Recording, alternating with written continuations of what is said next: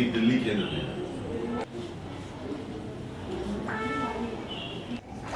बाराबंकी में भी 2 कॉलेज में थे।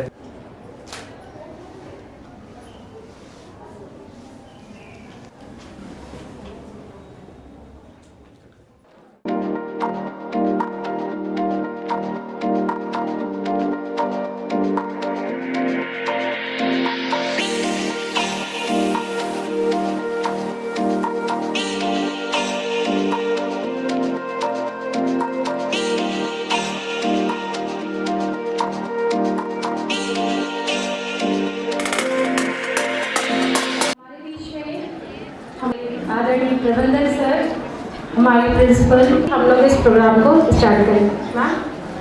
दीव रखने वालों को मेरा शत नमन है, मेरा शत नमन है।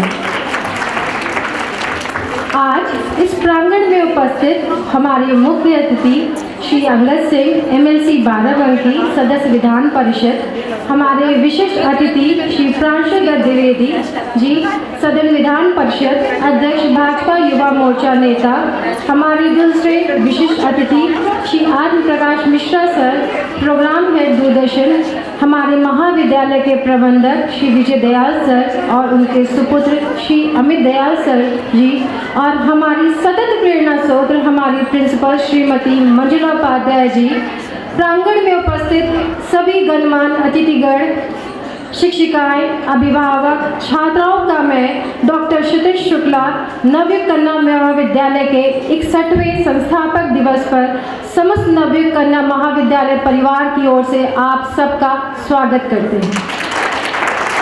आप सबकी उपस्थिति ने आज इस प्रांगण की आभा में 4 चांद लगा दिए हैं। आप सबका तहे दिल से बहुत बहुत धन्यवाद। कार्यक्रमों की श्रृंखला में कड़ी को जोड़ते हुए सरस्वती का माँ का वंदन और अभिनंदन करते हुए मैं समस्त अतिथिगणों से ये निवेदन करती हूँ कि वो माँ सरस्वती जी का माल्यार्पण दीप प्रज्वलन करके और हमारे संस्थापक स्वर्गीय दीनदयाल जी की फोटो का माल्यार्पण करके एक ऑफिशियल शुभारंभ हम सब इस प्रोग्राम का कर सकें। अयोध्या में राम मंदिर में कितना बड़ा उत्सव हुआ है। राम मंदिर के बनने के उपलक्ष्य में फिर वहाँ पे मूर्ति भी बैठाई गई, तो उसी रंग में रंगते हुए एक राम भजन आज आपके सामने प्रस्तुत करते हैं। उम्मीद करते हैं कि आप लोग को पसंद आएगा। चौखट पे चल के आज चारों धाम आए हैं, बजाओ ढोल स्वागत में मेरे घर राम आए हैं। कथा शबरी जैसे जुड़ गई मेरी कहानी से, न रोको आज धोने दो चरण आँखों के पानी से। बहुत खुश है मेरे आंसू प्रभु के काम आए हैं, बजाओ ढोल स्वागत में मेरे घर राम आए हैं। तुमको पाके क्या पाया है, सृष्टि के कड़ कड़ से पूछो। तुमको खोने का दुख क्या है, कौशल्या के मन से पूछो।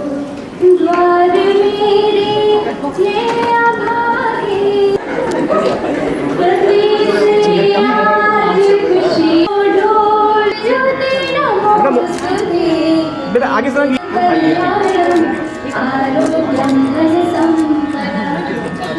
अभी रुक जाइए, आप ले लीजिए फोटो। हाँ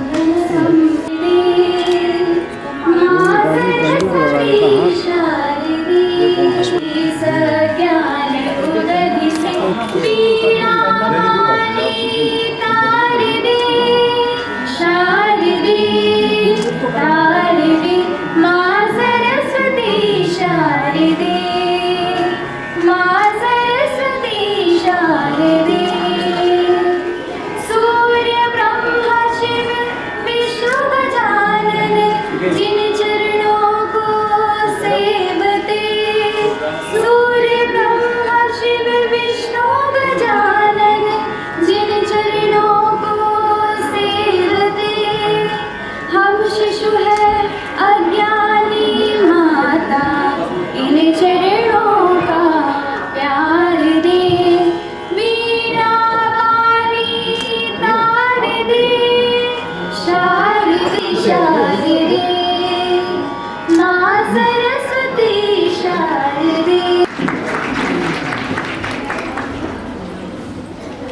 जानकी श्रेया यशप्रिया स्वस्ति माँ का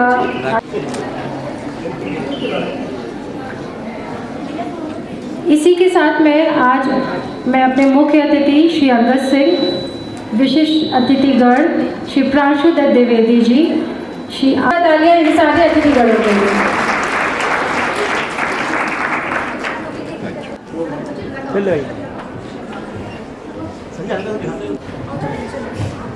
Our guest officially, ma'am, please. करते हुए उनका आशीर्वाद लेते हुए इस कार्यक्रम का शुभारंभ हम करते हैं। और बाबूजी दीनदयाल जी, उनके साथ मुझे काम करने का मौका भी मिला आज से भी 23-24 साल पहले। उनकी जन्म जयंती पर ये स्थापना दिवस मनाया जाता है। उनको भी मैं अपने श्रद्धा सुमन अर्पित करती हूँ। इसी के साथ ही जो हमारे आज के मंचस्थ अतिथि हैं, मुख्य अतिथि के तौर पे माननीय अंगद सिंह जी हैं, जो MLC हैं, मेंबर लेजिस्लेटिव काउंसिल और बाराबंकी क्षेत्र को रिप्रेजेंट करते हैं। आपका मैं महाविद्यालय परिवार की ओर से स्वागत एवं अभिनंदन करती हूँ। हमारी ऊर्जावान और भाजपा युवा मोर्चा के अध्यक्ष एवं MLC फर्रुखाबाद से प्रांशु दत्त द्विवेदी जी, आदरणीय, उनका भी मैं मंच से स्वागत एवं अभिनंदन करती हूँ। पूरे महाविद्यालय परिवार की ओर से खूब जोरदार तालियों से स्वागत करिए सभी हमारे अतिथियों का। आप युवा हैं, आप में ऊर्जा है और युवा साथी हमारे मंच पे हैं, उनका सभी का स्वागत होना चाहिए। इसी के साथ मैं हमारे दूरदर्शन उत्तर प्रदेश के प्रोग्राम हेड, हमारे विशिष्ट अतिथि श्री आत्म प्रकाश मिश्र जी का स्वागत एवं अभिनंदन करती हूँ। आप लोग इनको दूरदर्शन पर देखते होंगे और जो भी आप मोदी जी से लेकर भी आप राम लला की जो प्राण प्रतिष्ठा हुई उससे संबंधित कार्यक्रम में भी आपने देखा होगा। कोई भी जो चीफ गेस्ट आपका अगर उत्तर प्रदेश का होता है तो आपकी उपस्थिति, आपकी इंटरव्यू के दौर से, आपके प्रश्नों के तीर से होकर गुजरता है। तो आपका भी हम महाविद्यालय परिवार में स्वागत अभिनंदन करते हैं। बाबू दीनदयाल जी की जो भी लेगेसी है उसको आगे बढ़ाते हुए श्री विजय दयाल जी, जिनकी मार्गदर्शन में हम सभी कार्य कर रहे हैं, मैं आपका भी आपके ही महाविद्यालय में हृदय से स्वागत एवं अभिनंदन करती हूँ। हमारे बीच हमारी मैनेजमेंट कमेटी के उपाध्यक्ष कौशल अग्रवाल जी हैं, मैं आपका भी स्वागत अभिनंदन करती हूँ। हमारे बीच में अमित दयाल जी, जो दीनदयाल जी के पौत्र हैं, उनका भी मैं स्वागत अभिनंदन करती हूँ और मैनेजमेंट कमेटी से आप जुड़े हुए हैं। मैं हमारे बीच जिन्होंने भी प्रत्यक्ष अप्रत्यक्ष रूप से हम सभी को यहाँ पर आकर अनुग्रहित किया है, मैं उन सभी का स्वागत अभिनंदन करती हूँ। हमारे बीच में नवयुग इंटर कॉलेज की प्राचार्य डॉक्टर सीमा सिंह जी हैं, मैं उनका भी स्वागत अभिनंदन करती हूँ। हमारे बीच में यहाँ की एलुमनाई और बालिका विद्यालय की प्रिंसिपल डॉक्टर लीना मिश्रा जी हैं, उनका भी हार्दिक स्वागत एवं अभिनंदन है। साथ ही साथ जो भी मीडिया बंधु हैं, आप सभी का स्वागत अभिनंदन। सभी शिक्षकों का इसी महाविद्यालय परिवार में आज के कार्यक्रम में मैं आप सभी का स्वागत अभिनंदन करती हूँ। हमारी जो प्यारी छात्राएं हैं, जो हमारे देश की भविष्य हैं और 2021-22 की जो छात्राएं हैं, उनको आज पुरस्कार वितरण उनके मेरिट के आधार पर दिया जा रहा है। मैं आप सभी छात्राओं का, आप यहाँ की एलुमनाई हैं, आप सभी का स्वागत अभिनंदन करती हूँ और आप सभी को आशीर्वाद देती हूँ, बधाई देती हूँ कि आपने कॉलेज का नाम रोशन किया है, अपने अधिक परिश्रम से इतने सर्वोच्च अंक जो है प्राप्त किए हैं। मैं अपने सभी मीडिया बंधुओं का और महाविद्यालय में जितने भी लोग उपस्थित हैं सभी का स्वागत अभिनंदन करती हूँ और कार्यक्रम को आगे बढ़ाने के लिए क्षितिज को मंच सौंपती हूँ। हो गया है, अब सम्मान की बारी है। गेस्ट घर में आए चाहे कॉलेज में, बिना सम्मान के सब कुछ अधूरा है। तो हम लोग अब स्टार्ट करेंगे फेलिसिटेशन प्रोग्राम और इसके लिए सबसे पहले मैं आपको सम्मान ललिता मैम का हृदय है। बहुत मेरे टाइम से ललिता मैम को मैं देखती आ रही हूँ, एज इट इज उतनी ही सरल, उतनी ही सिंपल। मैम ईश्वर करें, आपका 1% भी अगर हमको मिल जाता है हुनर तो हमारा जीवन बन जाएगा। Thank you so much. हमारे दूसरे विशिष्ट अतिथिगण श्री प्रांशुदत्त द्विवेदी जी का मैं सम्मान करने के लिए हमारी प्रोफेसर सृष्टि मैम को मंच पे प्लीज आमंत्रित करती हूँ। मैम सुनिए।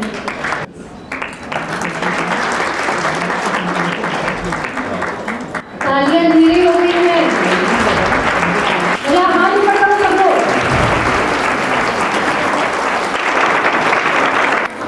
Sir okay sir.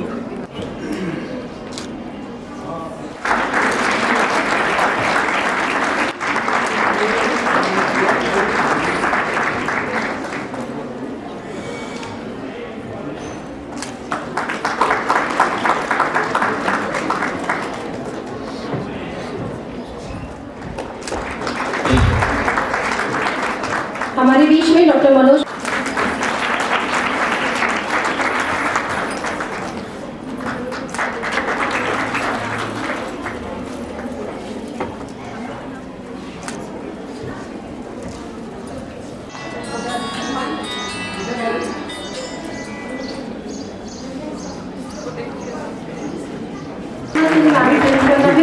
कॉलेज का फेलिसिटेशन करें।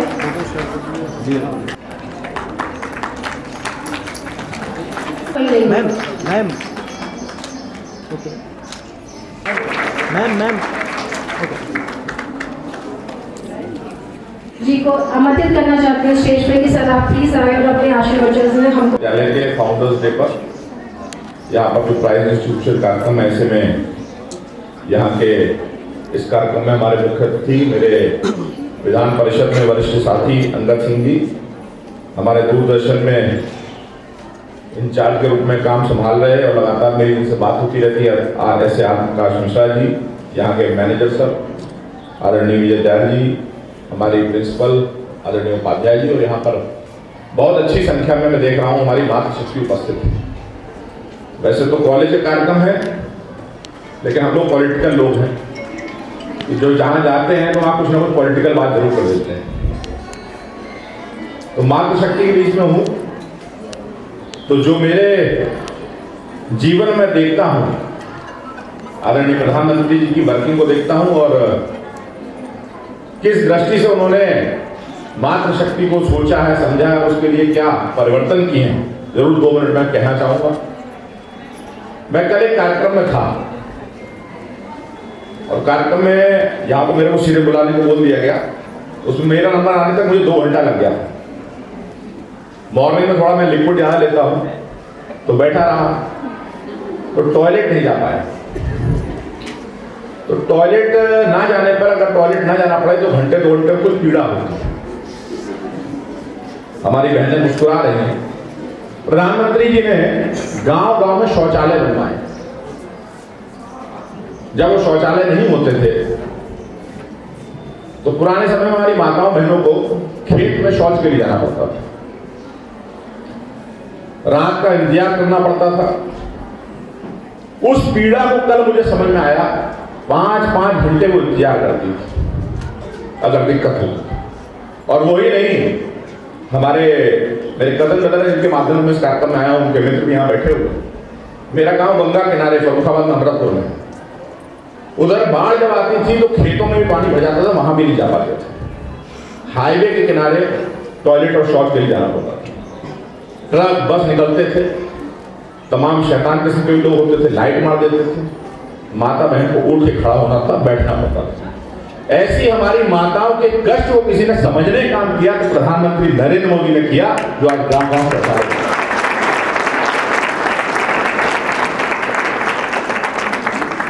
वास्तव में हम सब सौभाग्यशाली हैं। लंबे अंतराल के बाद अगर देखा जाए तो मुगलों अंग्रेजों के बाद लंबे समय के बाद ऐसा नेतृत्व आया है जिसने इस देश की ताकत को पहचानने का काम किया। मैं एक बात और कहना चाहूंगा, माताओं की दृष्टि से सुरक्षा भी एक बड़ा विषय होता है। वैसे हमारे पूर्व की सरकार का नहीं, मैं कोई टिप्पणी नहीं करना चाहता हूं, लेकिन क्या स्थिति होती है सब लोग जानते, कुछ छुपा नहीं। मैं एक घटना का जिक्र और करता हूं। मेरा एमएलसी क्षेत्र फर्रुखाबाद इटावा है। वहां से एक बार लौट के आ रहा था तो यहाँ लखनऊ आवास पे आते आते रात का 2 बज गया। तो स्टाफ भी थक गया था, लेकिन कुछ भूख लग रही थी। आजकल सब लोग जानते हैं online food delivery apps Zomato Swiggy ये सब चलते हैं। तो मैंने फूड ऑर्डर किया, आधे घंटे में गेट खटका, मैं दरवाजा खोलता हूँ, देखता हूँ हमारी एक बहन जो है वो भोजन लेकर खड़ी हुई थी यहाँ लखनऊ में मेरे विधायक निवास। तो मेरी आंखें खुली रह गई। कोई छुपी हुई बात नहीं है, हमसे पूर्व की सरकारों में, समाजवादी पार्टी की सरकारों में ये विधायक निवास पूरे प्रदेश के सबसे बड़े गुंडों का अड्डा हुआ करता था। मैंने उससे पूछ लिया, कोहरे का समय था, बहन तुमको डर नहीं लगा रात में विधायक निवास में 2 बजे आ गई? उसने मुस्कुरा के जवाब दिया, जिस प्रदेश में पूज्य योगी आदित्यनाथ जैसा मुख्यमंत्री, वहां बहनों को डरने की आवश्यकता नहीं है। ये अंतर हमारी सरकार लेके आई। बहुत सारी घटनाएं हैं। अयोध्या में एक ट्रेन में एक महिला कांस्टेबल थी, उस पर हमला हुआ, चला, लहूलुहान थी। हमने सोचा क्या होगा, चुनौती है, एक बहन पर हमला हुआ। 1 महीना नहीं बीता था, इस दुनिया से उन हमलावरों को साफ करने का काम वो योगी आदित्यनाथ जी ने कर दिया। बहुत सारी घटनाएं हैं। आगरा में एक एक्सीडेंट एक्ट था, 22 साल पहले उसके ऊपर हमला हुआ था, उसको आज न्याय दिलाया। तो मैं यही कहना चाहता हूं कि लंबे अंतराल के बाद एक स्वर्णिम भविष्य की ओर भारत बढ़ रहा है। चाहे नए एयरपोर्ट हो, नए एक्सप्रेसवे हो, नई ट्रेन हो। कभी वंदे भारत ट्रेन में जाके देखिए, मैं तो अभी भोपाल गया था दिल्ली से, क्या शानदार world class train, hand drive तक लगा हुआ था। नए नए रेलवे स्टेशन, एयरपोर्ट की तरह रेलवे स्टेशन, ये सब बन रहे हैं। और किस लिए बन रहे हैं? भारत के युवाओं का भविष्य उज्जवल है। मोदी जी ने 33% आरक्षण, ये केवल कोई छोटी बात नहीं है। अब फाइटर जेट तक हमारी बहनें चला रहे हैं, विदेशों में जाके बम गिरा के उनको नेस्तनाबूद करने का हमारी बहनें कर रही हैं। बहुत बड़ा परिवर्तन है। मैं निश्चित तौर पर आप सब लोगों से कहना चाहता हूं कि इस अवसर पर अपने माता पिता, अपने शिक्षकों से प्रेरणा लेते हुए, उनकी डांट को भी अपने भविष्य से जोड़ते हुए, ध्यान देते हुए अपने भविष्य की तरफ काम करें। सांस्कृतिक रूप से अभी हमारी जो चर्चा हो रही थी कि हमारी सभ्यता क्यों, ये जो राम मंदिर है, जो भी इधर उद्घाटन हो रहा है, ये केवल कोई धर्म से दृष्टि से देखकर नहीं है। इसके पीछे की भी एक बड़ी मानसिकता है, हमारा अपना स्वाभिमान जीवित करना। घर के किसी नौजवान बेटी बेटे के सामने उसके दादी बाबा को, उस बेटी बेटे के हाथ बांध दो और दादी बाबा के उसके 4 थप्पड़ मार दो, उसका स्वाभिमान समाप्त हो जाता है। राम मंदिर जो तोड़ा गया था, इस देश के हिंदुओं के स्वाभिमान गिराने का काम किया था। मोदी ने उद्घाटन करके पूरे हिंदुओं का पूरे विश्व में सम्मान जागृत करने का काम किया है। ये अंतर हमारी सरकार है। तो पॉलिटिकल भाषण बहुत होगा, मैं थोड़ा सुनना भी चाहता हूँ। आपके बीच आया, जिन लोगों ने मुझे बुलाने का अवसर दिया, यहाँ पर आने का अवसर दिया, उन सबको हृदय से शुक्रिया देते हुए बहुत बहुत धन्यवाद। अब मैं अपने दूसरे विशिष्ट अतिथिगण श्री आदर प्रकाश मिश्रा जी को प्लीज डाइस पे बुलाना चाहूंगी। Sir please come here and enlighten us with your kind words. Give him a big round of applause. Navyug Kanya Mahavidyalaya के संस्थापक दिवस पर आयोजित इस कार्यक्रम के मुख्य अतिथि माननीय सदस्य विधान परिषद श्री अंगद कुमार सिंह जी, इस कार्यक्रम के विशिष्ट अतिथि माननीय सदस्य विधान परिषद जिनकी ओजस्वी वाणी अभी आप सुन रहे थे श्री प्रांशु द्विवेदी जी, इस महाविद्यालय के प्रबंधक आदरणीय श्री विजय दयाल जी, विद्वान प्राचार्य प्रोफेसर मंजुला उपाध्याय जी और आप सब विशिष्ट अतिथि और यहाँ बैठे हुए आप सभी नवयुग कन्या महाविद्यालय के प्रोफेसर्स और आप सभी छात्राएं। बड़ा मुश्किल है, मैं बोलने की नौकरी करता हूँ और पिछले 40 वर्षों से लगातार बोल रहा हूँ, लेकिन इस मंच पर मेरे पाँव कांप रहे हैं और उसके कई कारण हैं। जो मुख्य कारण है उसके बारे में मैं बाद में आऊँगा। सबसे पहले आपसे छोटी सी बातें करता हूँ। देखिए, मामला ये है, अभी प्रांशु जी बता रहे हैं कि कितना परिवर्तन आया है सरकार में। हम उस भूभाग के निवासी हैं। विश्व के मानचित्र पर जब हम भारत को देखते हैं तो हमें यह मालूम होना चाहिए कि हम कितनी उन्नत सभ्यता के संवाहक हैं।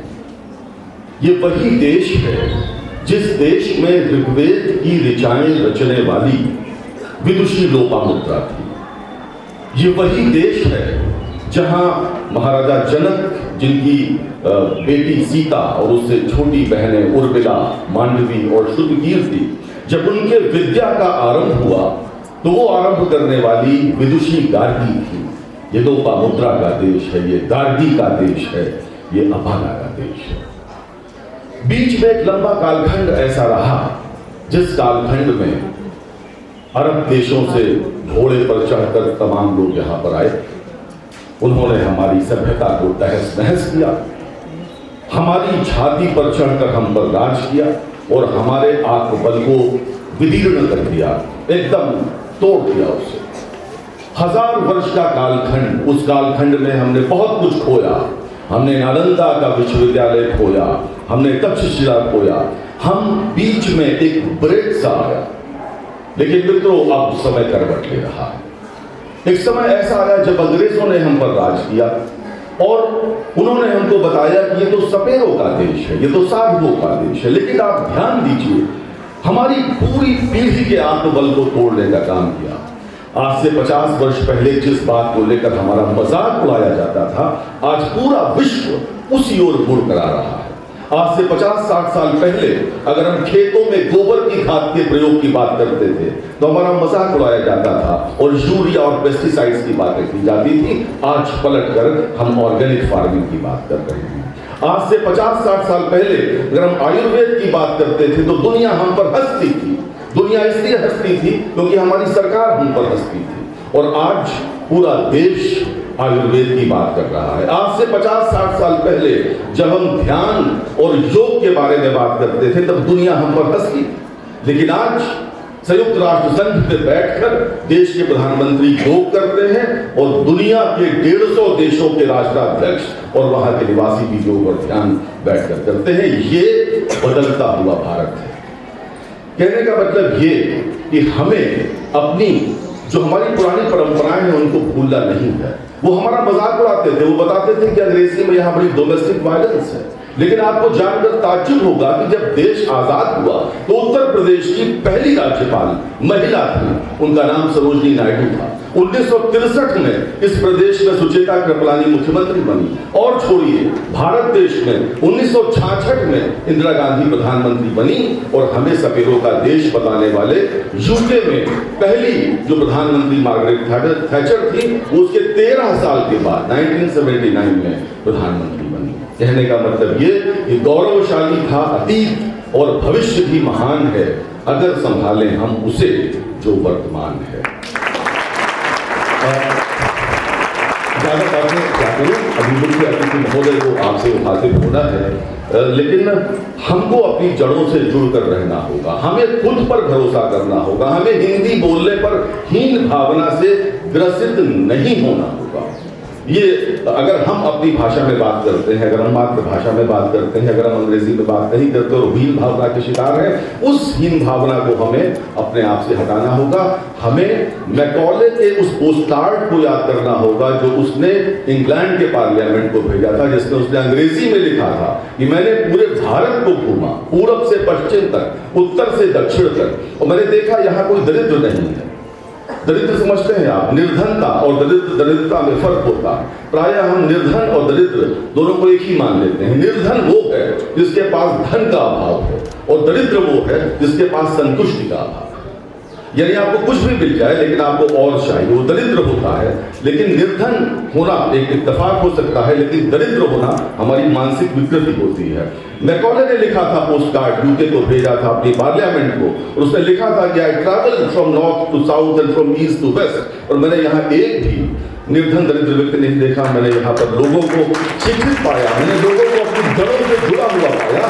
जब तक हम इनके संस्कारों पर कुठाराघात नहीं करेंगे, जब तक हम इनको ये नहीं बताएंगे कि जो तुम्हारा है वो पुराना है, बेकार है, ऑब्सोलीट है, तब तक हम इस देश पर राज नहीं कर पाएंगे। मैकॉले इसमें सफल हुआ, लेकिन मित्रों, मैकॉले ही सफल क्यों हुआ? उसके बाद इस देश पर राज करने वाले तमाम काले अंग्रेज आए, वो भी सफल हुए। लेकिन अब देश बदल रहा है, बदल चुका है, और ये प्रक्रिया बदस्तूर जारी रहेगी। मैं आपको बहुत शुभकामनाएं देता हूँ। अभी बात हुई, जो संचालिका है बहुत अच्छा बोल रही है, बहुत मीठा, और उन्होंने कहा कि हमारे अपने आत्म प्रकाश मिश्रा, तो मैं सचमुच आपका अपना हूँ, क्योंकि 1992 से मैं जुड़ा हूँ यहाँ पर। स्कूटर से मैं छोड़ने आया करता था अपनी पत्नी को, तब जो इनकी छात्राएं थी उनमें जीजा की रहती थी। तो मैंने जीजा जी से लेकर अंकल तक का सफ़र उस विद्यालय में तय किया है और ये सफ़र बहुत गौरवशाली रहा है। मुझे इस पर बहुत गर्व है। आप सबको बहुत शुभकामनाएं देता हूँ। बहुत बहुत धन्यवाद। नमस्कार।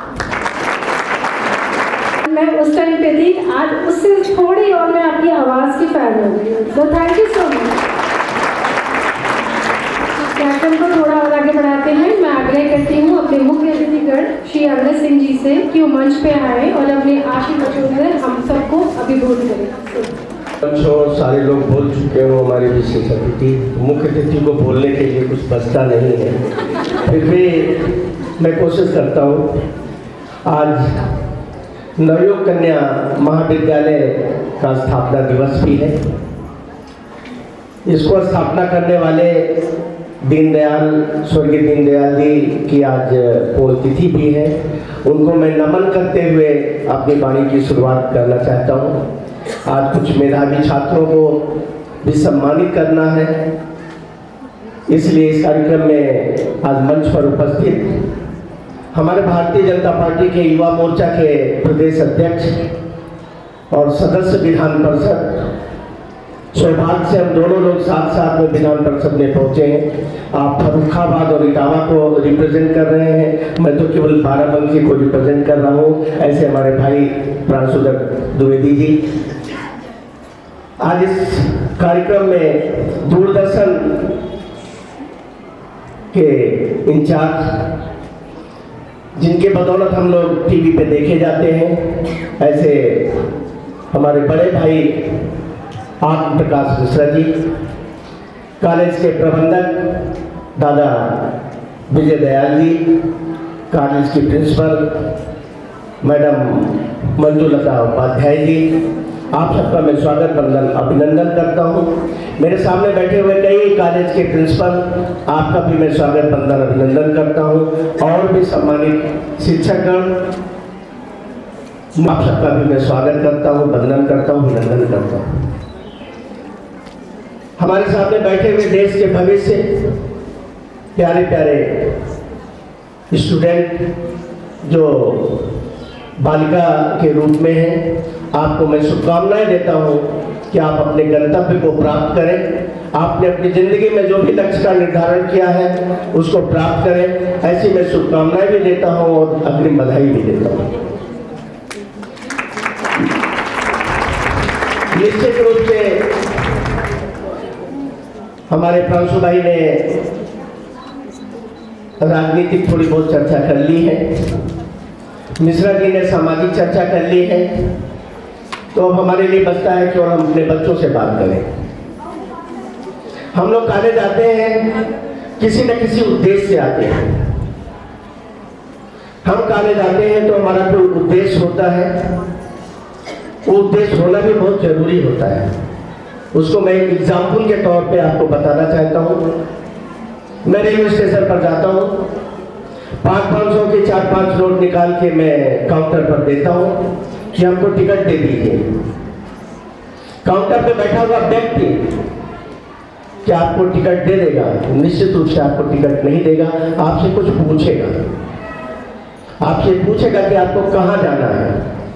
तो आपको अपनी जिंदगी में कहाँ जाना है, आपका क्या लक्ष्य है, आपको ही तय करना है। समाज का कोई व्यक्ति आपके लक्ष्य को नहीं तय करेगा। इसलिए अगर आपने अपने जीवन का लक्ष्य नहीं निर्धारित किया है तो बच्चों मैं आपसे प्रार्थना करता हूं कि आप अपने जीवन का लक्ष्य का निर्धारण कर लें और वो आज ही कर लें, शाम तक कर लें, क्योंकि कल कभी आया नहीं है। मानव जीवन मिला है, बहुत मुश्किल से मिला है। दोबारा मानव जीवन पाने के लिए कई सहस्त्र जीवन लेने पड़ेंगे, तब जाके दोबारा मानव जीवन मिलेगा। इसलिए हमें अपने मानव जीवन को सार्थक बनाना है। दीनदयाल जी को देखिए, वो कौन सा समय था जब उनके मन में विचार आया होगा कि हमें कॉलेज की स्थापना करनी है। निश्चित रूप से वो समय, वो दिन, वो क्षण अद्वितीय रहा होगा कि उन्होंने क्षेत्र के लिए कॉलेज की स्थापना किया और आज यहाँ पे इतने बच्चे उससे लाभान्वित हो रहे हैं। इसलिए बच्चों, आपने अगर संकल्प नहीं किया है तो संकल्प कर लीजिए कि हमें जीवन में कहाँ पहुँचना है। अब कहाँ पहुंचना है उसके लिए 2-4 बातें याद रखनी पड़ेंगी। जब हम सोचते हैं कि हमको कहाँ जाना है, जीवन का लक्ष्य क्या है, तो हम सोचते हैं हमें IAS बनना है, हमें BCS बनना है, हमें PO बनना है। ये आपके जीवन का लक्ष्य नहीं है, ये आपके जीवन का गोल हो सकता है। आपके जीवन का लक्ष्य का निर्धारण करते समय हमको पूर्व राष्ट्रपति, मिसाइल मैन और जो हमारे बहुत बड़े वैज्ञानिक में ऐसे महामहिम अब्दुल कलाम जी को याद करना पड़ेगा। उन्होंने 2-4 बहुत सारी बातें कही, उनकी सारी बातें वैज्ञानिक दृष्टिकोण से सत्य होती थी, लेकिन उन्होंने 2-4 बातें जो हमारे आपके परिप्रेक्ष्य में कही वो हम यहाँ पर कोट करना चाहते हैं। उन्होंने कहा सपने वो नहीं होते हैं जो रात में सोने पर दिखाई देते हैं, सपने वो नहीं होते हैं जो रात में सोने पर दिखाई देते हैं, सपने वो होते हैं जो रात में सोने नहीं देते हैं, सपने वो होते हैं जो रात में सोने नहीं देते हैं। और वो कब होगा? उसी में उन्होंने दूसरी बात जोड़ी कि छोटे सपने देखना पाप है, इसलिए हम जिंदगी में सपने जब देखें तो हमें IAS बनना तो मेरा गोल हो सकता है, लेकिन अगर IAS भी बनना है तो हम वो देखें कि हम चीफ सेक्रेटरी उत्तर प्रदेश या प्रिंसिपल सेक्रेटरी भारत सरकार बनना चाहते हैं, तो हमारी जिंदगी में कोई गलतियां नहीं होगी, हमारी जिंदगी में कोई भटकाव नहीं आएगा। उसको एक एग्जाम्पल के तौर पर हम आपको बताना चाहते हैं। हम तय करते हैं सुबह में कानपुर जाना है, घर से निकलते हैं, सफल होंगे तो कहाँ पहुंचेंगे? कानपुर पहुंचेंगे, दिल्ली नहीं पहुंचेंगे। लेकिन हम तय करते हैं कि हमको दिल्ली जाना है, घर से निकलते हैं, सफल होंगे तो दिल्ली पहुंचेंगे, कब सफल होंगे तब भी नोएडा, गाजियाबाद और आगरा पहुंच जाएंगे, बिल्कुल सफल नहीं होंगे तभी हम कानपुर पहुंच जाएंगे। इसलिए इस जिंदगी में जो भी सपने देखिए उसको वो लक्ष्य मानकर देखिए कि हमको जिंदगी में कहाँ पहुंचना है, फिर उसके गोल बनाइए छोटे छोटे, निश्चित रूप से आप प्राप्त करेंगे। आप जब ये तय कर लेते हैं तो अपनी जिंदगी का 10% काम पूरा कर लेते हैं, 90% काम अभी भी आपका अधूरा रहेगा, लेकिन वो बहुत आसान है। क्योंकि अगर आपने तय कर लिया आपको कहाँ जाना है, फिर वो तय होता है कि क्यों जाना है, कैसे जाना है, क्यों आपकी जिंदगी का सबसे महत्वपूर्ण पल होता है, क्यों सबसे महत्वपूर्ण है, क्यों। मैं 2-4 उदाहरण के तौर पे आपको बताना चाहता हूँ। एक एग्जाम्पल ये है कि सुबह कल संडे है, मान लेते हैं कि कल संडे है, आपसे कहा जाता है कि कल कॉलेज आइए, यहाँ गोलगप्पे खिलाए जाएंगे, चाट खिलाया जाएगा। बारिश होने लगती है, पत्थर गिरने लगते हैं, तेज बारिश होने लगती है, क्या गोलगप्पे खाने के लिए आप कॉलेज आएंगे? निश्चित रूप से नहीं आएंगे। लेकिन कल कॉलेज में आपका एनुअल एग्जाम है, पानी गिरने लगता है, पत्थर गिरने लगता है, तो आप आएंगे कि नहीं आएंगे? आएंगे। बस जो क्यों आपका जितना मजबूत होगा वो आपके गोल तक आपको पहुंचाने में उतने ही सार्थक बनेगा। दूसरा उदाहरण देते हैं, कल संडे कहते हैं कॉलेज आइए आप लोग, यहाँ एक हेलीकॉप्टर आपको मिलेगा, वो हेलीकॉप्टर आपको पूरे भारत में भ्रमण कराएगा और वो हेलीकॉप्टर आपको दे दिया जाएगा बिना पैसे के। बारिश होने लगती है, पत्थर गिरने लगता है, तो आप आएंगे कि नहीं आएंगे? आएंगे। बस यही सुनना था हमको कि आप आएंगे। आप आएंगे, वो जितना मजबूत होगा, हमारे जीवन का जो लक्ष्य है वो मेरा क्या है और वो क्यों है, वो क्यों मेरा जितना मजबूत होगा, निश्चित रूप से आप उसको प्राप्त करना उतने आसान होगा जितना आप घर से कॉलेज पे आए। कैसे प्राप्त होगा? जैसे आपने घर में कहा, पापा से कहा, भैया से कहा कि गाड़ी से हमको छोड़ दीजिए, बारिश हो रही है, हमको इस कॉलेज जाना बहुत जरूरी है। उसी तरीके से आप सब लोग कॉलेज आ जाएंगे, उसी तरीके से आप अपना गोल भी अचीव कर लेंगे। आप लोग सौभाग्यशाली हैं कि भारत का इस समय अमृत काल चल रहा है और हमारे प्रधानमंत्री जी माननीय नरेंद्र भाई मोदी जी हैं, उत्तर प्रदेश के मुख्यमंत्री हमारे योगी महाराज जी हैं। हम लोग सौभाग्यशाली हैं। प्रांशु भाई साहब ने कहा कि रात में 2 बजे कुछ खाने के लिए मंगवाते हैं और वहां पर कोई हमारी बहन लाकर खाना देती है। मैं आपको बताना चाहता हूँ प्रांशु भाई साहब कि मैं बाराबंकी से हूँ, अक्सर रात में 11 बजे, 10 बजे, 12 बजे बाराबंकी से लखनऊ आना होता है और मैं बगल में देखता हूँ कोई स्कूटी से हमारी बहन अकेली बाराबंकी से लखनऊ की तरफ आ रही है। आंखों को विश्वास नहीं होता है, चश्मा निकाल के चश्मा साफ करता हूँ, फिर लगाता हूँ, फिर देखता हूँ कि मैं वही देख रहा हूँ जो पहले देख रहा था। मेरी कोई बहन बाराबंकी से लखनऊ अकेली चली आ रही रात में 10 बजे 11 बजे। क्यों? क्योंकि ये अब डर निकल चुका है। माननीय योगी जी और मोदी जी का राज है यहाँ पर, और वो लोग राज नहीं कर रहे, सेवा कर रहे हैं। हम लोग सौभाग्यशाली हैं कि ऐसे मुख्यमंत्री और ऐसे प्रधानमंत्री हमको मिले। 2-4 उदाहरण देके मैं अपनी बात को, मैं आपसे यही कहना चाहता हूँ कि हमने बड़े सपने देख लिए। बड़े सपने देखने के बाद लगता है कि पता नहीं पूरा होगा कि नहीं पूरा होगा। अगर मेरे मन में विचार आता है कि पता नहीं पूरा होगा कि नहीं पूरा होगा, निश्चित मानिए तो नहीं पूरा होगा। अगर मन में हमने ठाना है कि हमको ये बनना है, तो मन में डाउट नहीं आना चाहिए। क्योंकि अगर डाउट आ गया आपके मन में, तो आपका कॉन्शियस माइंड आपके सबकॉन्शियस माइंड को जाके संदेशा देगा कि मैंने तय तो किया लेकिन पता नहीं पूरा होगा कि नहीं पूरा होगा, और सबकॉन्शियस माइंड उस पर काम करना शुरू कर देगा और निश्चित रूप से काम पूरा नहीं होगा। इसलिए अगर मन में ठाना है तो निश्चित मानिए। हम गांव के लोग गांव से किसी अच्छे काम के लिए निकलते हैं तो अक्सर चर्चा होती है कि अगर कोई बिल्ली निकल गई, खाली बाल्टी लेके कोई निकल गया, तो हम कहते हैं अब शगुन हो गया, मेरा काम नहीं होगा। और जैसे मन में विचार आता है कि अब शगुन हो गया है, वो काम नहीं होता है। इसलिए वो कुछ साइंटिफिक रीजन की वजह से ये सब बताया जाता था। हमको उस पर जाने की जरूरत है। जो भी ठान लिया है वो कर। दूसरा विषय जो मैंने दिया, पानी वाला विषय, खाली बाल्टी लेके कोई जा रहा है, उसको उसके घर में पानी नहीं है, इसलिए कहा जाता है रुक जाइए, क्योंकि शायद उसको आपकी मदद की जरूरत पड़ेगी। और वो पानी भर के लेके आता है तो कहा जाता है नहीं ठीक है आप जाइए। हमारे माननीय मोदी जी ने क्या किया अभी? हर घर जल। हम लोग तो शहर के इसलिए उसका महत्व नहीं जानते हैं। गांव में कहा गया हर घर जल। मोदी जी ने हर घर में जल पहुंचाने का प्रबंध कर दिया है। पाइपलाइनें बिछ गई है, ट्रायल चल रहा है। तो जो खाली बाल्टी लेके जाते थे, अब शगुन की बात थी, वो अब शगुन को शगुन में बदल दिया है मोदी जी। ऐसे हम लोग सौभाग्यशाली है, ऐसे प्रधानमंत्री हमको मिलेंगे। अब पीछे आता है कि हमने इतना बड़ा ठाना है, अब पूरा होगा कि नहीं पूरा होगा, तो यही कहना है कि मन में डाउट नहीं लाना है। 2-4 उदाहरण के तौर पे बताता हूँ। हम प्रिंसिपल मैडम की बात करते हैं। ये कॉलेज हम 1 मिनट के लिए मान लेते हैं प्राइवेट कॉलेज है।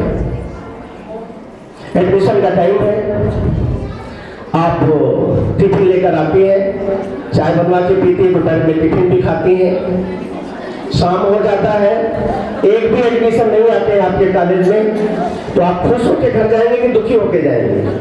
प्राइवेट कॉलेज है, सरकारी नहीं है, निश्चित रूप से आप दुखी होकर जाएंगे। अब दूसरा दिन आता है, आप टिफिन लेकर आती हैं, चाय पीने की नौबत नहीं होती है, टिफिन खाने की भी नौबत नहीं होती, शाम कब हो गया पता भी नहीं चलता है। 500 एडमिशन 600 एडमिशन एक दिन में हो जाते हैं, तो शाम को खुश होकर जाएंगे कि दुखी होकर जाएंगे? मिठाई लेकर भी जाएंगे घर, ठीक है ना? तो कहने मतलब अगर हम काम से थकते तो पहले दिन थकना चाहिए था, दूसरे दिन थकना चाहिए था, पहले दिन नहीं थकना चाहिए। पहले दिन हम थके क्योंकि एडमिशन नहीं हुआ, रिजल्ट नहीं हुआ। तो जब हम जो सपने बनाएंगे उस पर काम करेंगे, निश्चित रूप से रिजल्ट में कन्वर्ट होगा, और रिजल्ट में कन्वर्ट होगा तो थकान नहीं लगेगी। अब 2 छोटे-छोटे सपने दिखा के हम ठीक 5 मिनट में अपनी बात को विराम देंगे, क्योंकि हमको भी बाराबंकी में 2 कॉलेज में भी जाना टेबलेट बांटने। रात में भगवान प्रकट होते हैं बच्चे के उसमें, कहते बेटा मांगो, मैं बहुत खुश हूँ, जो मांगना है मांग लो। उसको पैसे का बहुत शौक हो, कहता भगवान अगर आप बहुत खुश हैं तो मैं ये चाहती हूँ कि मेरे सामने पैसे ही पैसा हो। भगवान ने कहा जाओ तथास्तु, हो जाएगा। अब दूसरे बच्चे के सपने में आते हैं, पूछते बेटा मांगो, मैं बहुत खुश हूँ। तो उसको गाड़ी का बहुत शौक है, उसने कहा हम चाहते हैं भगवान कि आप हम मैं चाहती हूँ कि मेरे चारों तरफ गाड़ियाँ हों।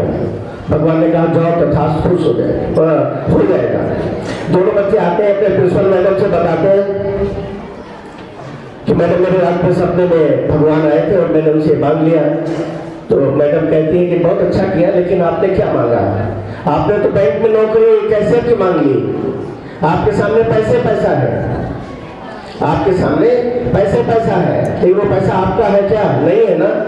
1 रुपए का भी डिफरेंस हो जाएगा तो घर नहीं जाने को मिलेगा, जब तक 1 रुपया तो जेब से निकाल के मिलाएंगे या मैच नहीं हो जाएगा। दूसरे सपने उसने कहा मैडम मैंने तो बहुत अच्छा सपना, बताओ बेटा क्या देखा? बोले मेरे चारों तरफ गाड़ियाँ। बोले बेटा बहुत अच्छा है, लेकिन आपने तो ट्रैफिक पुलिस की नौकरी मांग ली। चारों तरफ गाड़ियाँ हैं, आपके कंट्रोल में भी है, लेकिन आपके है क्या? नहीं है। कहने मतलब जो भी सपने देखिए बच्चों, साफ सुथरा देखिए, उसमें कोई धुंधलापन नहीं होना चाहिए। अब मैं एक दूसरा सपना दिखाना चाहता हूँ। दादी माँ है, रात में सपने में आते हैं भगवान। भगवान कहते हैं दादी माँ मैं बहुत खुश हूँ, जो मांगना है मांग लो। दादी माँ कहती हैं कि भगवान आप बहुत खुश हैं, तो मैं चाहती हूँ कि मैं अपने पोते को चांदी के कटोरे में दूध भात खाते हुए देखना चाहता हूँ। यहाँ पे दीनदयाल जी, स्वर्गीय दीनदयाल जी के पुत्र भी है, पोता भी है ना। तो इस दर्द को समझ उन्होंने कहा कि मैं अपने पोते को चांदी के कटोरे में दूध भात खाते हुए देखना चाहती हूँ। घर में औलाद नहीं हो रही थी, औलाद शुरू हो गई। होता तभी होगा जब बच्चा पैदा, बच्चे बेटे को बेटा होगा। घर में चांदी का कटोरा किसके यहाँ होगा? प्रबंधक जी के यहाँ होगा, मेरे यहाँ तो नहीं है। और है भी तो बक्से में बंद होगा या तो लाकर में बंद होगा। धर्म पत्नी जानती हूँ भी, मैं नहीं जानता हूँ। कहने का मतलब है चांदी का कटोरा बड़े लोगों के यहाँ होता है, जिनके यहाँ रोज यूज किया जाता है। बहुत बड़े एक्स्ट्राऑर्डिनरी लोग होते हैं जिनके यहाँ रोज चांदी कटोरे में खाना खाया जाता है या दूध भात खाया जाता है। अब बच्चा जनरेशन भी हो गई, उन्होंने पैसे संपन्नता भी मांग लिया। दूध भात कौन खाएगा? बच्चा जो हष्ट-पुष्ट होगा, नहीं तो सेरेलैक्स से काम चला लिया जाएगा, इधर उधर से काम चला लिया जाएगा। तो दूध भात खाते हुए देखना चाहते हो, मतलब हमने घर में जनरेशन की भी मांग कर ली, हमने घर में पैसे की भी मांग कर लिया, हमने अपने घर में स्वास्थ्य की भी कामना कर ली। तो हमें अगर IAS बनना है तो ये देखना होगा अपने सपने में। हमें आंख बंद करके रात में सोने से पहले 5 मिनट केवल आंख बंद करके सोने से पहले अगर हम जागृत रहते हैं, आंख बंद करके सोचते हैं, अपने सपने के बारे में सोचते हैं, दिन भर जो पढ़ाई किया उसके बारे में सोचते हैं, तो मेरे सबकॉन्शियस माइंड में जाके वो बैठ जाएगा। फिर कभी हमको याद करने की जरूरत नहीं पड़ेगी। निश्चित मानिए कि वो आपको जो आपकी जरूरत पड़ेगी तब वो निकल के आएगा और आपको प्रेजेंट करेगा एग्जाम के टाइम पे। इसलिए बच्चों, आप लोग ये मान के चलिए कि हमें सफल होना है, इसीलिए मैंने ठाना है कि हमें जिंदगी में ये बनना है। अगर आप सफल हो गए तो मोदी जी ने एक संकल्प लिया, जितने संकल्प लिए थे सब पूरे किए हैं। अभी उन्होंने क्या संकल्प लिया है? कोई भी सरकार 4 साल 5 साल की कार्य योजना बनाती है। पहली बार ऐसा हुआ है कि माननीय मोदी जी ने अगले 25 साल की कार्य योजना बनाई। वो क्या है कि जब देश स्वतंत्रता के 100 साल मना रहा होगा तब हम भारत को विकसित राष्ट्र बनाना चाहते हैं। भारत को ऐसा देखना चाहते हैं जो विकसित राष्ट्र हो। और वो कब होगा? जब यहाँ बैठे हुए हमारे बच्चे अपने अपने लक्ष्य को प्राप्त करेंगे। जिसको जॉब में जाना है जॉब में जाएगा, जिसको बिजनेस करना बिजनेस में जाएगा। सारे बच्चे स्टैब्लिश होंगे अच्छे से, तभी आपका घर विकसित होगा। और जब आपका घर विकसित होगा तभी समाज और आपका गांव और आपका मोहल्ला विकसित होगा, तभी जनपद और प्रदेश विकसित होगा, तो अपने आप राष्ट्र विकसित होगा। आप अपने सपने को प्राप्त करें, अपना नाम रोशन करें, अपने गाँव और घर का नाम रोशन करें, इस कॉलेज का नाम रोशन करें। ये शुभकामनाएं भी देता हूँ और एक सूत्र वाक्य देके मैं अपनी वाणी को विराम देता हूँ। सूत्र वाक्य क्या है? आगे बोलेंगे हम लोग, हम होंगे कामयाब। इसको थोड़ा बदलना पड़ेगा। माननीय मोदी जी और योगी जी को कभी थकते हुए देखा है? कभी सुना है कि वो आज कार्यालय नहीं आएंगे क्योंकि उनकी तबीयत खराब है? नहीं सुना होगा। नजर भी न लगे कि खराब हो, वो किसी और रूप में हम लोगों की सेवा कर रहे हैं। उनके पास हर क्षण के लिए टारगेट है, हर क्षण के लिए उनके पास में कार्य योजना है, इसलिए वो नहीं थकते हैं। और 365 दिन 24 घंटे 21 घंटे मोदी जी काम करते हैं। 3 घंटे नहीं सोते हैं, उसके भी उनके पास कार्य योजना है कि इसको न सोए तो कैसे मेरा काम चल सकता है, उस पर वो काम कर रहे हैं। तो हम लोगों को भी जिस तरीके से हम अपने शरीर को ढाल लेंगे रिदम में, उसी तरीके से हमारा शरीर उसमें काम करना शुरू कर देगा। जिसको हमें बदलना क्या होगा? हम होंगे कामयाब। बोलिए बच्चों, हर एक दिन हम होंगे कामयाब। क्योंकि अगर आज मेरा सफल होगा तभी कल सफल होगा। हम उसके इंतजार में रहने के एक दिन कामयाब होंगे तो सोचेंगे छोड़ो आज कुछ नहीं करते, कल देखेंगे, कल नहीं करते छोड़ो परसों देखेंगे। हमें हर एक दिन को कामयाब बनाना है, हर एक दिन को सफल बनाना है। आप कामयाब हो, सफल हो, इस कॉलेज का नाम और समाज का नाम, अपना नाम रोशन करें, ऐसी भगवान से प्रार्थना करते हुए मैं अपनी वाणी को विराम देते हुए मंच पर बैठे हुए सभी लोगों का पुनः मैं स्वागत वंदन करता हूँ। मंच के सामने बैठे हुए भी मैं सभी लोगों का स्वागत वंदन अभिनंदन करता हूँ। मैडम का और हमारे भाई साहब यहाँ बैठे हैं जिन्होंने हमको यहाँ पर बुलाया, यहाँ आने का अवसर दिया। आप सबका मैं आभारी, दोनों लोगों का आभारी हूँ। और आप लोगों ने धैर्यपूर्वक हमको सुना, उसके लिए भी हम आप सब लोगों के आभारी हैं। बहुत बहुत धन्यवाद। होंगे कामयाब हर एक दिन इस नए सूत्र वाक्य के साथ बिल्कुल हमारा आज का युवा पूरे भारत का नाम रोशन करेगा। सर के लिए जोरदार तालियां। समय है नवी कन्या महाविद्यालय की वार्षिक पत्रिका जागृति के विमोचन का। मैं आग्रह करती हूँ समस्त मैगजीन कमेटी से कि वो स्टेज पे आए और पत्रिका विमोचन का कार्यक्रम संपन्न करें। में जबकि फगुनाहट की दस्तक भी हो चुकी है, तो आज का ये जो शुभ दिन है, यानी कि परम पूज्य बाबूजी का आज 110वां जन्म जयंती समारोह हम मना रहे हैं। तो ऐसे शुभ अवसर पर हमारी जो वार्षिक पत्रिका जागृति है, इसका विमोचन होने जा रहा है। तो सबसे पहले मैं थोड़ा सा एक शब्द बताना चाहूँगी कि इस वार्षिक पत्रिका का जो कवर पेज और बैक कवर पेज है, उसमें हम हमेशा बच्चों की प्रतिभा को आगे रखते हैं। और इस बार भी हम ये श्रेय जाता है हमारी प्राचार्य प्रोफेसर मंजुला उपाध्याय जी को। और आज इस बार भी मैं आमंत्रित करूंगी हमारे दोनों बच्चों को वो मैगजीन लेके थोड़ा सा स्टेज पर आ जाएं। जो खुशी वर्मा है वो है मुख्य जो फ्रंट कवर पेज है उसका जो है, ये खुशी वर्मा जो है सेमेस्टर 4 की, वो हमारी मुख्य कवर पेज की क्रिएटर हैं। और दूसरी जो बैक कवर पेज की क्रिएटर हैं वो है तृप्ति यादव और वो बीए सेमेस्टर 6 की छात्रा है। और अब मैं आमंत्रित करूंगी अपने सभी संपादक मंडल को जो हमारे बीच में उपस्थित होंगी। एक आज अनुपस्थित है और वो है सरिता कनौजिया, डॉक्टर सरिता कनौजिया बीएड विभाग की, पर जो उपस्थित है वो है डॉक्टर वंदना द्विवेदी संस्कृत विभाग से। आप आए मंच पर सभी। और उसके बाद मैं आमंत्रित करूंगी श्रीमती अंकिता पांडे हिंदी विभाग की, जो हमारी नई सदस्य हैं, 23-24 से हमारे सम्मुख आई हैं। और जो हमारी इसके पहले जो हमारा ये आपके सम्मुख जो ये मैगजीन है, इसमें डॉक्टर अपूर्वा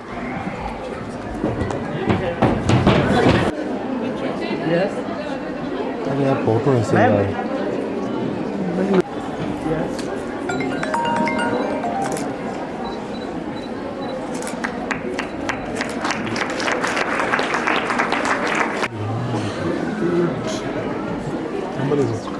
सारे अतिथिगणों से कि वो साथ ही साथ बच्चों को अपने शुभ हाथों से मेडल और पुरस्कार वितरण का सम्मान देंगे। सर मोबाइल पीछे करिए sir. Goes to Pratibha Srivastava for securing first position in BSc third year.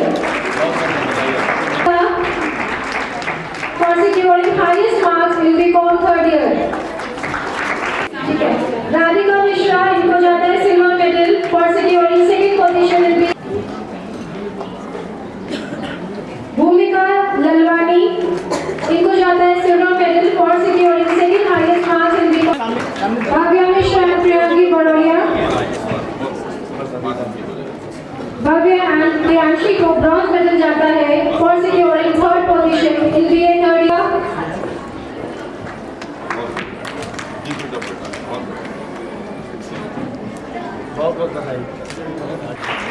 The another bronze medal goes to Rishika Mishra for securing third highest marks in BCom third year.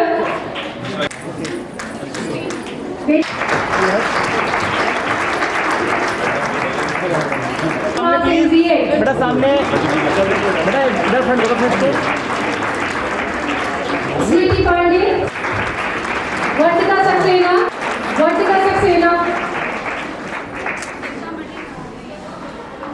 Dr. Sadarustogi gold medal goes to Mantasha Jahan for attaining highest marks in Sanskrit in BA third year.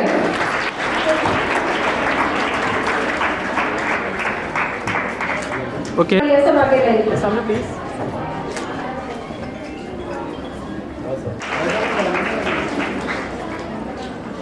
Gold medal again goes to Sneha Verma for attaining highest marks in functional English in BA third year. Bhavya Mishra, Priyanshi Badoliya, Priya Verma, Smita okay Singh, done. सामने Parolya again a gold medal for achieving highest marks in history in BA third year. इसके पहले भी सब देखे आना कि एक साथ करते हैं। चलिए बहुत Gold medal highest marks in sociology in BA third year. Done. Gold medal again goes to Priya Bala Sharma, Sanskriti Mishra, Akansha Verma, Jyoti Bhushan. Srimati Madhuri Srivastava gold medal goes to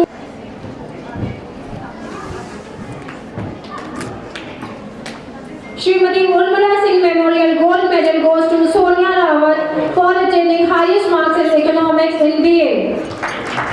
सामने इधर face yes बेटा पीछे बढ़ाइए। सामने please. Srimati P.B. Kakkar gold medal goes to Sanskriti Mishra for securing highest. Akansha Verma. Srimati Vidyavati Rajvanshi Memorial gold medal for securing highest marks in stats in BSc third year. She has also secured highest marks in maths in BSc third year. Mansi Sharma, Rajni Shukla, Sneha Verma, Vatika Saxena. Again line up. Mansi Sharma has also attained highest marks in theory in BA and she has been enlightened Dr. Sonia Rawat, Divyanshi Mishra, Satakshi Anand, Supriya Goyal, Pankuri Verma, Shraddha Tiwari. Kindly line up.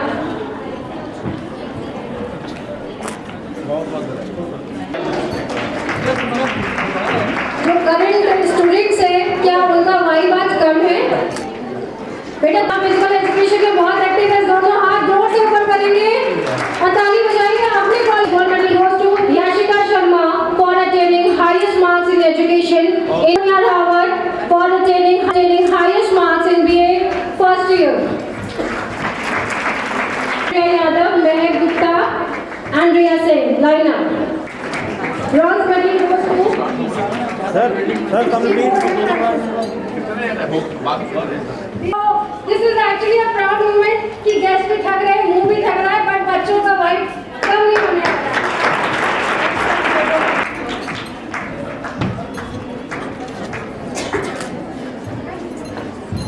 Silver medal goes to Shraddha Tiwari for attaining second highest marks in BA second year. Bronze medal goes to Vanshika Dwivedi for attaining third highest marks in BA second year.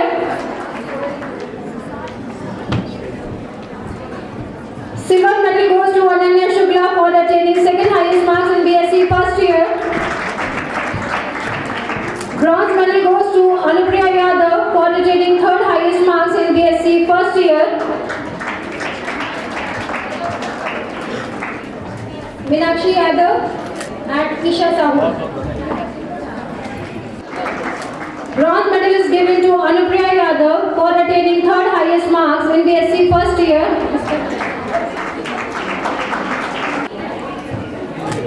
Riya Singh has been given a bronze medal for attaining third highest marks in BSc second year.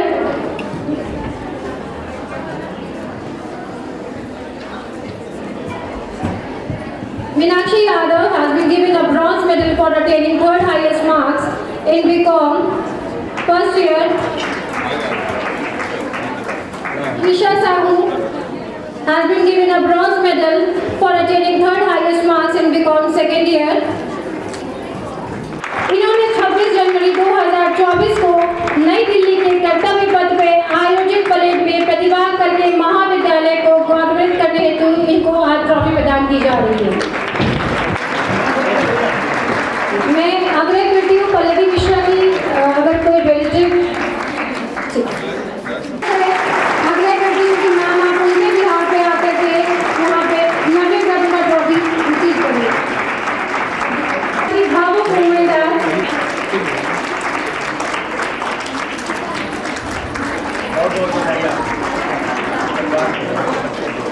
प्रज्ञा यादव, लालू चालीस प्रज्ञा यादव।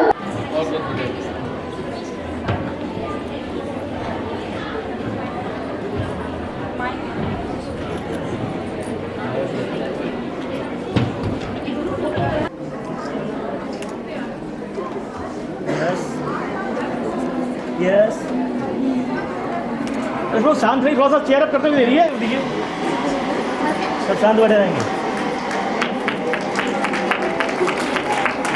सही करता हूँ कि अगले वर्ष भी यही spirit हमारी, जिससे हमारे बच्चे और अच्छा काम करें। धन्यवाद।